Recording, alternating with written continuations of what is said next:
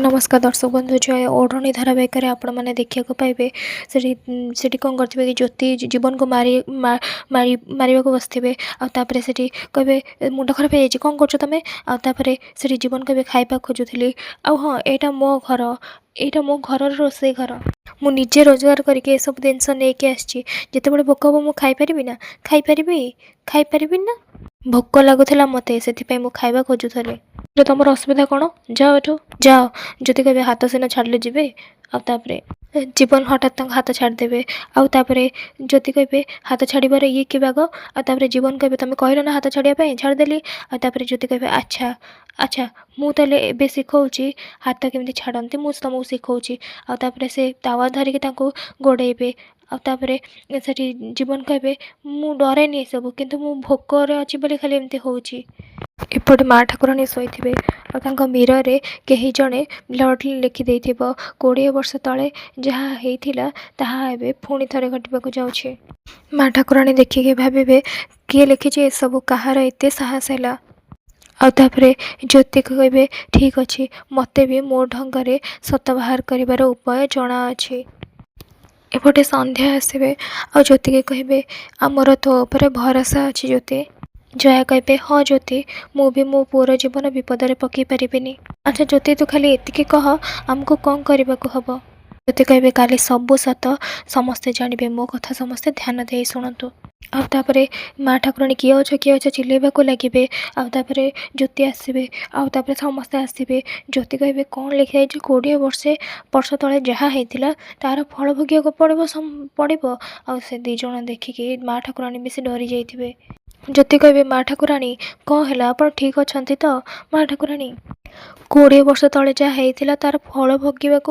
माने कौन माँ ठाकुराणी कौन होता 20 वर्ष तले माँ ठाकुराणी कहतु माँ ठाकुराणी डरतुनि कहतु कौन होता 20 वर्ष तले आसला रूम भीतर को किए लिखी सब आउे सब परिवार लोक आसीजे आसिक माँ ठाकुराणी के पानी देवे ज्योति कहे माँ ठाकुराणी सत कथा कही दिंतु माँ ठाकुराणी प्लीज प्लीज मो कथा बुझंतु कही दिंतु सत कथा तो जानिबा मो पाई बहुत जरूरी माँ ठाकुराणी किए लिखी सब कौन 20 वर्ष तले कौन होता माँ ठाकुराणी प्लीज कही दिंतु सान बाबू जीवन बचीज रघु कहे अरे चुप कर जहाँ मन को आसूची तार से कहीदे आउे से ज्योति कहे बड़ बाबा आप जानीपारे मुझे सत न जानी ताल परिणाम कौन हो माँ ठाकुराणी प्लीज कही दिंतु कौन होता 20 वर्ष तले सान बाबू को रक्षा करने मोर सत जाना बहुत जरूरी प्लीज मु आपण को हाथ जोड़ुची प्लीज आउे मोहिनी कहे तू जा आगे पागलखाना आगे चिकित्सा कर तो पिछा छाड़ूनी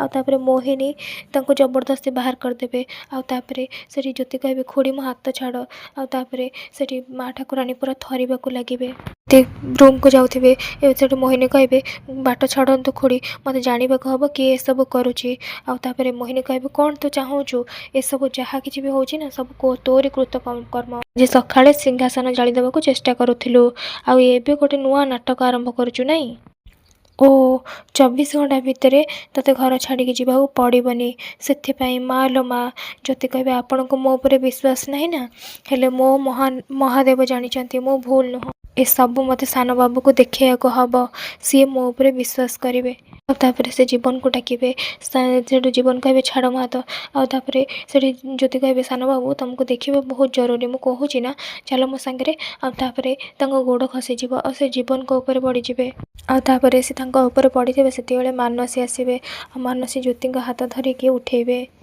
मानसी कहे बेलजी सुधुरबुनि तू आउे से हाथ उठाऊे आउे ज्योति हाथ को धरीदेवे मानसी कहे छाड़ मो हाथ ज्योति जिते बड़े देख मो स्वामी चारि पाखे चक्कर काटुचु ज्योति छाड़े रह एबे ते बताऊँगी आउे से पुणी हाथ उठाऊे आउे ज्योति हाथ को मोड़ीदेवे आउे ज्योति कहे मु सान बाबू को नबाक आसी मो भितर पशिवाक चेष्टा करना ना तो हाथ को काटी अगणार झुलईदेवी मानसी कहे ज्योति छाड़ मो हाथ छाड़ ज्योति कहे मु ना बहुत रागिक अच्छे अपा मो सांगे लाग ना कहीदे ज्योति कहे सान बाबू तुम जीवन उपरे विपद अच्छे आ मो उपरे मिछ दोष लदी दिखाई आ मु प्रमाण सहित सब्यस्त करी तुम चलो मो सांगे आउे मानसी कहे ज्योति तू कुआड़े नहीं जाऊँ ज्योति ଆଉ ତାପରେ ଜ୍ୟୋତି କହିବେ ମୁଁ ତୁମକୁ ଯାହା ଦେଖିବାକୁ ଚାହୁଁଛି ନା ତୁମେ ଦେଖିଲେ ଜାଣିଦେବ କେହି ଜଣେ ତୁମ ଜୀବନ ନେବାକୁ ଚେଷ୍ଟା କରୁଛି, ଆସ ମୋ ସହିତ। ଦେଖ ସାନ ବାବୁ ଦେଖ। ଆଉ ତାପରେ ସେ ମିରରରେ କିଛି ବି ଲେଖା ନଥିବ। ଜ୍ୟୋତି କହିବେ କୁଆଡ଼େ ଗଲା, ଆଉ ଜୀବନ ବି ଦେଖିବେ ସେଠି କିଛି ବି ନଥିବ। ଆଉ ତାପରେ ମା ଠାକୁରାଣୀ ସେଠି ଶୋଇଥିବେ, ଆଉ ତାପରେ ଉଠିବେ। ମା ଠାକୁରାଣୀ କହିବେ କ'ଣ ହେଇଛି, ତୁମେ ଦୁଇ ଜଣ ଯାକ ଏତେ ରାତିରେ ଏଠିକି କ'ଣ କରୁଛ, କାହିଁକି ଆସିଛ ଏଠିକି? ଜ୍ୟୋତି କହିବେ ଲିଭେଇ ଦେଲେ କ'ଣ ପାଇଁ ମା ଠାକୁରାଣୀ, ମୁଁ ସାନ ବାବୁକୁ ଦେଖେଇଥାନ୍ତି। ସେଠି ରଘୁ ଆଉ ମୋହିନୀ ଲୁଚି ଯାଇଥିବେ। ଆଉ ତାପରେ ମା ଠାକୁରାଣୀ କହିବେ ତୋର କ'ଣ ହେଇଛି, କ'ଣ ଇଆଡ଼େ ସିଆଡ଼ୁ ଗପୁଛୁ, ଦେଖୁଛୁ ଜୀବନ ଦେଖୁଛୁ। ଆଉ ଗୋଟେ ନୂଆ ପାଗଳାମି ଆରମ୍ଭ ହେଇଗଲା। ଜୀବନ ତାକୁ ନେଇଯା ତାକୁ ଏଠୁ। ଗୋଟେ ପାଗଳିଙ୍କ ଭଳି ଏତେ ବଡ଼ ପାଟିରେ ଆସିକି ଚିଲେଇଥିଲା। ଆଜି ଯଦି ମୋର ଏବେ ହାର୍ଟ ଆଟାକ୍ ହେଇଯାଇଥାନ୍ତା ତାହେଲେ କ'ଣ ହେଇଥାନ୍ତା? ଓହୋ ବନ୍ଦ କର ତୋର ଏ କଥାବାର୍ତ୍ତା। ଆଉ କ'ଣ ଦେଖେଇବାକୁ ଚାହୁଁଛୁ ତୁ?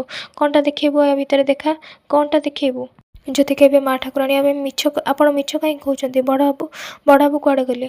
ମୁଁ ଜାଣିଛି ସେ ହିଁ ଲିଭେଇ ଦେଇଛନ୍ତି। ଠାକୁରାଣୀ ଆପଣ ସତ କାହିଁକି ଲୁଚଉଛନ୍ତି? ଜୀବନ କହିବେ ବାସ୍ ଜ୍ୟୋତି ବାସ୍, ବହୁତ ହେଇଗଲା। ଜ୍ୟୋତି କହିବେ ସାନ ବାବୁ ମୁଁ ସତ କଥା କହୁଛି, ମୋତେ ବିଶ୍ୱାସ କାହିଁକି କରୁନ? ଏଇଠି ଏ ଆଇନାରେ ମୁଁ ଲେଖିଥିଲି, ଲେଖା ହେଇଥିଲା 20 ବର୍ଷ ପୂର୍ବେ। ଆଉ ତାପରେ ମା ଠାକୁରାଣୀ କହିବେ ଚୁପ୍, ସେ ବେକାରିଆ କଥାବାର୍ତ୍ତା ବନ୍ଦ କର। ତୁ ନିଜେ ତ ଗୋଟେ ପାଗିଳି, ଅଧ ରାତିରେ ନା ନିଦରୁ ଉଠେଇ ଦେଲୁ ସମସ୍ତଙ୍କୁ। ଆରେ ଏଠି ଏମିତି ଛିଡ଼ା ହେଇକି ମୋ ମୁହଁ କ'ଣ ଦେଖୁଛୁ? ଚାଲ ଯା ଏଠୁ। ଜ୍ୟୋତି କହିବେ ହେଲେ ମା ଠାକୁରାଣୀ ଆପଣ। ଆଉ ତାପରେ ମା ଠାକୁରାଣୀ କହିବେ ମୁଁ କହିଲି ନା। ତାପରେ ଜୀବନ କହିବେ ଜ୍ୟୋତି ଏସବୁ ବନ୍ଦ କର ଏସବୁ। ବାରମ୍ବାର ଆମ ଘରେ ଭୟର ପରିବେଶ ସୃଷ୍ଟି କରିବା କିଛି ବି ଦରକାର ନାହିଁ, ବୁଝିପାରିଲ? ଯଦି କରିବାର ଅଛି ନା ତାହେଲେ ନିଜକୁ ନିର୍ଦ୍ଦୋଷ ସାବ୍ୟସ୍ତ କର। ଏ ମନଗଢ଼ା କାହାଣୀ ତିଆରି କରିବା ବନ୍ଦ କର। ଏମିତିରେ ତୁମ ପାଖରେ ବହୁତ କମ୍ ସମୟ ଅଛି। ଆଉ ହଁ, ଜେଜେମାଙ୍କୁ ଦୋଷ ଦେବା କିଛି ବି ଦରକାର ନାହିଁ। ଜେଜେମା ତୁମେ ଶୋଇପଡ଼। ମାନସୀ ଆସିବେ, କହିବେ ଲାଗୁଛି ବାସହରା ହେଇଯିବା ଡରରେ ତୁ ସତରେ ପାଗଳି ହେଇଯାଇଛୁ। ହଁ, ତାପରେ ସେ ହସିକି ଚାଲିଯିବେ। ମାନସୀ କହିବେ ଓହୋ ଗୋଟେ ଗ୍ରହ ଚାଲିଗଲା। ଜ୍ୟୋତି କହିବେ ମା ଠାକୁରାଣୀ ଆପଣ ଏମିତି କାହିଁକି କଲେ, କୁହନ୍ତୁ ମା ଠାକୁରାଣୀ। ତାପରେ ରଘୁ କହିବେ ଆରେ ହଟ୍, ଯା ଏଠୁ। ଆମ ମାମଲାରେ କହିବା ବନ୍ଦ କର, ଯା ଏଠୁ। ଜ୍ୟୋତି କହିବେ ଏମିତି କରି ଆପଣମାନେ